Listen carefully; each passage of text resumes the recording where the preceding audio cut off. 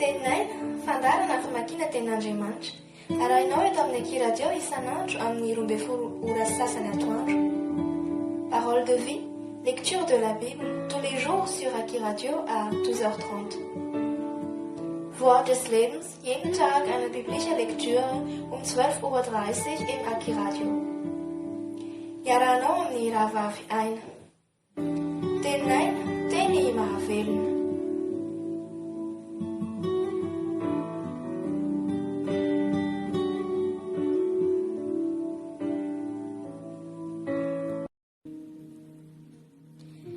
Asan'ny apôstôly toko 2, ny nilatsan'ny fanahy masina tamin'ny andro Pentekosta sy ny toriteny nataon'i Petera tamin'izany, amin'ny anaran'i Jesosy. Ary no tonga ny andro Pentekosta dia teo amin'ny fitoerana iray izy rehetra, ary nisy feo tonga tampoka avy tany an-danitra toy ny rivotra mahery mifofofofo ka nanenika ilay trano niangonany. Ary nisy lehilahy maro nitarehina afo niseho taminy, izany zarazara, ary mipetraka tamin'izy rehetra isan'olona izany. Ary samy feno fanahy masina izy rehetra ka dia niteny tamin'ny fiteny maro samihafa araka ny nampitenena ny fanahy masina azy. Ary nisy jiosy mpivavaka tsara nitoetra tany Jerosalema avy tany amin'ny firenena samihafa rehetra mba amin'ny lanitra. Ary noho ny re izany feo izany dia niangona ny olona maro ka very hevitra fa samy nahare azy ireo niteny tamin'ny fiteny avy izy rehetra. Dia talanjona sady gaga izy rehetra ka nanao hoe, indreo tsy Galiliana va ireo rehetra miteny ireo? Koa ahoana no andrenesantsika amin'ny fitenitsika avy izay nahabe antsika? Dia Partiana sy Mediana sy Elamita ary mponina ny Mesopotamia sy Joda sy Kapadokia sy Ponto sy Azia sy Frigia sy Pamfilia sy Egypta sy ny tany Libia izay manodidina ny Kirena ary vahiny avy any Roma na jiosy na prozelita, Kretana sy Arabo. Koa ahoana no andrenesantsika ireo miteny amin'ny fitenitsika avy ny asa lehibe ataon'Andriamanitra? Dia talanjona izy rehetra ka nianahana sady niresaka hoe ahoana no tokony ho hevitra izany, fa ny sasany ny omeka nanao hoe leo ny divay mamy ireo. Fa nitsanga ny Petera sy ny 12 dia nanandrapeo izy ka nanao taminy hoe ry lehilahy jiosy sy izay rehetra monina eto Jerosalema, aoka fantatrareo izao ka eno ny teniko. Tsy mamaraka ny hevitrareo tsy akory ireo, fa vahaora fahatelo ihany izao ny andro. Fa izao ilay nampilazaina ny Joela-paminany hoe ary amin'ny andro farany hoy Andriamanitra no andatsahako ny fanahiko amin'ny nofo rehetra, ary ny zanakareo lahy sy ny zanakareo vavy aminany. Ary ny zatovinareo ahita fahitana, ary ny lahy antitrareo hanonofy, ary ny mpanompoko na lahy na vavy dia andatsahako ny fanahiko amin'izany andro izany, ka dia aminany izy. Ary nisy fahagagana eny amin'ny lanitra ambony ao sy famantarana amin'ny tany ambany, dia raha sy afo ary zavony setroka, ny masoandro ampidiana ho aizina ary ny volana ho rà, alohan'ny hatongavan'ny andron'i Jehova, dia ilay sady lehibe no malaza, ary nazovo ny antsonaran'i Jehova dia ho vonjena. Ry lehilahy Israely, mianohy izao teny izao. Jesosy avy any Nazareta, lehilahy nasehon'Andriamanitra teo aminareo tamin'ny asa lehibe sy ny fahagagana ary ny famantarana izay nampanaovin'Andriamanitra azy teo aminareo, tahaka ny fantatrareo ihany. Izy efa natolotra araka ny saina ny nina sy ny fahalalàn'Andriamanitra rahateo, dia nomboanareo sy novononareo tamin'ny tanan'ny olona tsy tandalàna, fa Andriamanitra nanangana azy rehefa nanafaka ny fanaintana ny fahafatesana satria tsy laitra an'izany ho azoniny izy. Fa Davida milaza azy hoe nijeran'i Jehova teo anatrehako mandrakariva aho satria eo ankavanako izy mba tsy hangozohozo aho. Dia izany no nifalian'ny foko sy ny ravoravonin'ny lelako, ny nofoko koa hitoetra amin'ny fanantenana, fa tsy ho foinao ho any amin'ny fiainatsika ny haiko, ary tsy hamelany iray masinao ho tratry ny lo ianao. Nampafantatra ahy ny lalànaina ianao, ampifaly ahy indrindra amin'ny davanao. Ry rahalahy, aoka mba ilaza aminareo marimarina ny amin'ny Davida patriarika, fa efa maty izy ka nalevina koa, ary ny fasana eto amintsika mandrakandroany. Ary satria mpaminany izy ka nalala fa Andriamanitra efa nanao fianianana taminy, fa izay ateraky ny kibony no hipetraka eo ambony seza fiandrianana, koa raha nahita rahateo izy dia nilaza ny fisanganan'i Kristy, fa tsy nafoy ho any amin'ny fiainatsika izy, ary ny nofony tsy tratry ny loha. Izany Jesosy izany dia efa natsangan'Andriamanitra ary vavolombelona izany izay rehetra. Ary rehefa nasandratra ny tanana ankavanan'Andriamanitra izy ary nandray tamin'ny iray ny fanahy masina nokasainy dia efa nampilasaka izao hitanareo sy irenareo izao izy. Fa tsy Davida miakatra tany an-danitra fa hoy izy, Jehovah nilaza tamin'ny tompoko hoe mipetraha eo an-tanako ankavanana ambara-panaoky ny fahavalonao ho fitoeran-tongotrao. Koa aoka ho fantatry ny taranak'Israely rehetra marimarina fa iny Jesosy nomboana tamin'ny hazo fijaliana iny dia efa nataon'Andriamanitra ho tompo sy Kristy. Ary raha nandray izany ny olona dia voatsindrona tampony ka nanao tamin'ny Petera sy ny apôstôly namany hoe, ry rahalahy, inona no ataonay? Ary ho Petera taminy, mibeba, ary eo ka samy atao batisa amin'ny anaran'i Jesosy Kristy ianareo rehetra mba hahazo famelana ny helokareo. Ary ianareo handray ny fanomezana dia ny fanahy masina. Fa ny teny fikasana dia ho anareo sy ny zanakareo ary ho an'izay rehetra lavitra na iza antsoin'i Jehovah Andriamantsika anatona azy. Ary nanambara sy nananatra azy tamin'ny teny maro hafa koa izy ka nanao hoe, aoka vonjena ho afaka amin'ity taranaka maditra ity ianareo. Ary izay nandray tsara ny teny dia natao batisa, ary tokony 3,000 ny olona vao nanampy ho isany tamin'izany andro izany. Ary izy ireo naharitra tamin'ny fampianaran'ny apôstôly sy ny fiombonana sy ny famakiana ny mofo ary ny fivavahana. Dia raiky tahotra ny olona rehetra teo, ary fahagagana sy famantarana maro nataon'ny apôstôly. Ary izay rehetra niny dia niray toerana sady niombonany avokoa ny fananany rehetra, ary namidy ny taniny sy ny fananany ka nozarainy tamin'izy rehetra araka izay nilainy avy. Ary dia niraisaina isan'andro izy ka nazotona keo ankianjan'ny tempoly, ary namaky mofo tao an-trano ka nihinan-kanina tamin'ny fifaliana sy ny fahatsoram-po. Nideran'Andriamanitra sady nahita fity tamin'ny vahoaka rehetra, ary ny olombonjena dia nanampy ny tompo isan'andro ho isan'ireo. Alléluia.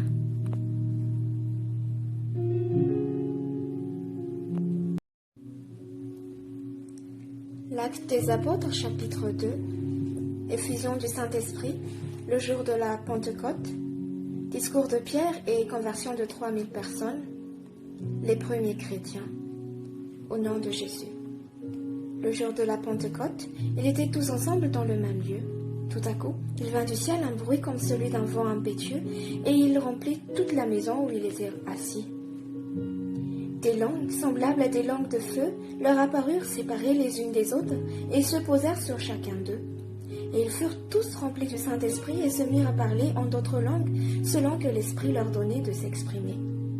Or, il y avait en ces jours à Jérusalem des Juifs, hommes pieux, de toutes les nations qui sont sous le ciel. Au bruit qui eut lieu, la multitude accourut, et elle fut confondue parce que chacun les entendait parler dans son propre langue. Ils étaient tous dans l'étonnement et la surprise, et ils se disaient les uns aux autres, « Voici, ces gens qui parlent ne sont-ils pas tous galiléens? Et comment les entendons-nous dans notre propre langue à chacun, dans notre langue maternelle? Parthes, Mèdes et Lamites, ceux qui habitent la Mésopotamie, la Judée, la Cappadoce, le Pont, l'Asie, la Phrygie, la Pamphylie, l'Égypte, le territoire de la Libye voisine de Cyrène, et ceux qui sont venus de Rome, juifs et prosélytes, Crétois et Arabes, comment les entendons-nous parler dans notre langue des merveilles de Dieu? Ils étaient tous dans l'étonnement, et ne sachant que penser, ils se disaient les uns aux autres, « Que veut dire ceci ?» Mais d'autres se moquaient et disaient, « Ils sont pleins de vin doux. » Alors Pierre, se présentant avec les 11, éleva la voix et leur parla en ces termes. « Hommes juifs, et vous tous qui séjournez à Jérusalem, sachez ceci, et prêtez l'oreille à mes paroles. Ces gens ne sont pas ivres, comme vous le supposez, car c'est la 3e heure du jour. Mais c'est ici ce qui a été dit par le prophète Joël. Dans les derniers jours, Dieu dit, « Je répandrai de mon esprit sur toute chair. Vos fils et vos filles prophétiseront, vos jeunes gens auront des visions, et vos vieillards auront des songes. Oui, sur mes serviteurs et sur mes servantes, dans ces jours-là, je répandrai de mon esprit et ils prophétiseront. Je ferai paraître des prodiges en haut dans le ciel et des miracles en bas sur la terre, du sang, du feu et une vapeur de fumée. Le soleil se changera en ténèbres et la lune en sang, avant l'arrivée du jour du Seigneur, de ce jour grand et glorieux. Alors quiconque invoquera le nom du Seigneur sera sauvé. » Hommes israélites, écoutez ces paroles. Jésus de Nazareth, cet homme à qui Dieu a rendu témoignage devant vous par les miracles, les prodiges et les signes qu'il a opérés par lui au milieu de vous, comme vous le savez vous-même, cet homme, livré selon le dessein arrêté et selon Préscience de Dieu, vous l'avez crucifié, vous l'avez fait mourir par la main des impies. Dieu l'a ressuscité en le délivrant des liens de la mort, parce qu'il n'était pas possible qu'il fût retenu par elle. Car David dit de lui, « Je voyais constamment le Seigneur devant moi, parce qu'il est à ma droite, afin que je ne sois point ébranlé. Aussi mon cœur est dans la joie, et ma langue dans l'allégresse, et même ma chair reposera avec espérance, car tu n'abandonneras pas mon âme dans le séjour des morts, et tu ne permettras pas que ton sang voie la corruption. Tu m'as fait connaître les sentiers de la vie, tu me rempliras de joie par ta présence. Hommes, frères, qu'il me soit permis de vous dire librement au sujet du patriarche David qu'il est mort, qu'il a été enseveli et que son sépulcre existe encore aujourd'hui parmi nous. Comme il était prophète et qu'il savait que Dieu lui avait promis avec serment de faire asseoir un de ses descendants sur son trône, c'est la résurrection du Christ qu'il a prévue et annoncée en disant qu'il ne serait pas abandonné dans le séjour des morts et que sa chair ne verrait pas la corruption. C'est ce Jésus que Dieu a ressuscité, nous en sommes tous témoins. Élevé par la droite de Dieu, il a reçu du Père le Saint-Esprit qui avait été promis, et il a répondu, comme vous le voyez et l'entendez. Car David n'est point monté au ciel, mais il dit lui-même, « Le Seigneur a dit à mon Seigneur, assieds-toi à ma droite, jusqu'à ce que je fasse de tes ennemis ton marchepied. » Que toute la maison d'Israël sache donc avec certitude que Dieu a fait Seigneur et Christ, ce Jésus que vous avez crucifié. Après avoir entendu ce discours, ils eurent le cœur vivement touché, et ils dirent à Pierre et aux autres apôtres, « Hommes frères, que ferons-nous » Pierre leur dit, « Repentez-vous, et que chacun de vous soit baptisé au nom de Jésus-Christ pour le pardon de vos péchés, et vous recevrez le don du Saint-Esprit. Car la promesse est pour vous, pour vos enfants, et pour tous ceux qui sont au loin, en aussi grand nombre que le Seigneur notre Dieu les appellera. » Et par plusieurs autres paroles, il les conjurait et les exhortait, disant, « Sauvez-vous de cette génération perverse. » Ceux qui acceptèrent sa parole furent baptisés, et en ce jour-là, le nombre des disciples s'augmenta d'environ 3000 âmes. Ils persévéraient dans l'enseignement des apôtres, dans la communion fraternelle, dans la fraction du pain et dans les prières. La crainte s'emparait de chacun, et il se faisait beaucoup de prodiges et de miracles par les apôtres. Tous ceux qui croyaient étaient dans le même lieu, et ils avaient tout en commun. Ils vendaient leurs propriétés et leurs biens, et l'en partageaient le produit entre tous, selon les besoins de chacun. Ils étaient chaque jour tous ensemble assidus au temple. Ils rompaient le pain dans les maisons, et prenaient leur nourriture avec joie et simplicité de cœur, louant Dieu et trouvant grâce auprès de tout le peuple. Le Seigneur ajoutait chaque jour à l'Église ceux qui étaient sauvés. Alléluia.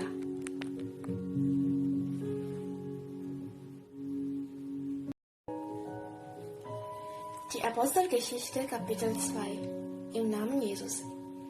Und als der Tag der Pfingsten erfüllt war, waren sie alle einmütig beieinander. Und es geschah schnell ein Brausen vom Himmel wie eines gewaltigen Windes und erfüllte das ganze Haus, da sie saßen.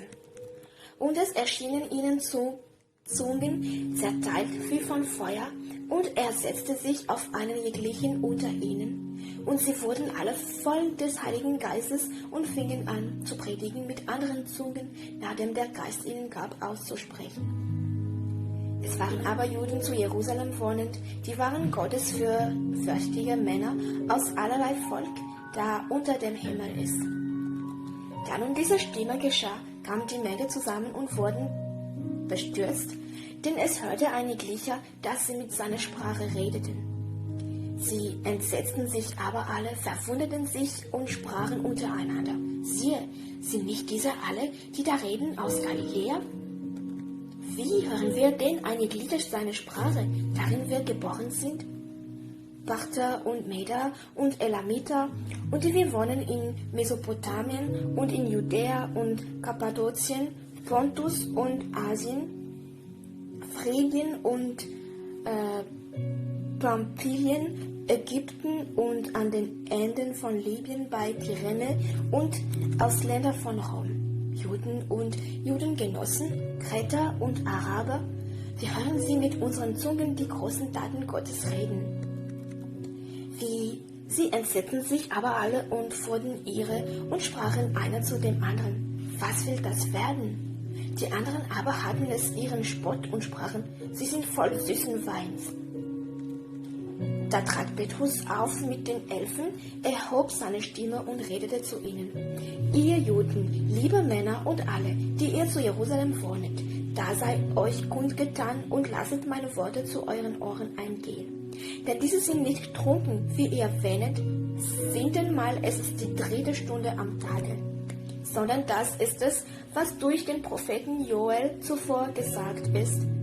Und es soll geschehen in den letzten Tagen, spricht Gott: Ich will ausgießen von meinem Geist auf alles Fleisch, und eure Söhne und eure Töchter sollen Weissagen, und eure Jünglinge sollen Geschichte sehen, und eure Ältesten sollen Träume haben.